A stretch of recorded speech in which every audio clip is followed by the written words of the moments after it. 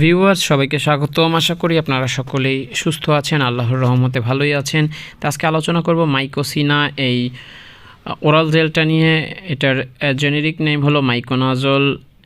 এটার প্রস্তুত করে থাকে ইবনে সিনা ফার্মাসিউটিক্যালস লিমিটেড। এটা 15 গ্রামের একটা ওরাল জেল। এরপরে জেনে নিই এই মাইকোসিনা আপনি কেন সেবন করবেন, এটা কি কি কাজ করে। এটি যাদের মুখে ঘা আছে এবং যাদের জিহ্বায় ঘা এবং আপনার ছত্রাকের কারণে পাকস্থলীতে ঘা হয়ে যায়, পুরো মুখে সাদা হয়ে যায় ঘার কারণে, তারা এটি সেবন করতে পারেন। এই ওরাল জেলটা আপনারা যারা শিশুদের জন্য আধা চামচ থেকে 1 চামচ করে পুরো মুখে লাগিয়ে দৈনিক 2 বার লাগাবেন এবং জেলগুলো সেবন করে ফেলবে।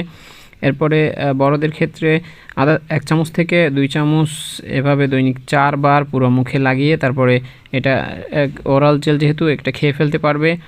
এরপরে জেনে নিয়ে এটি আপনারা গর্ভাবস্থায় সেবন করতে পারবেন কি না। এটি গর্ভাবস্থায় সেবন করা উচিত নয়, একান্ত প্রয়োজনে চিকিৎসকের পরামর্শ নেবেন।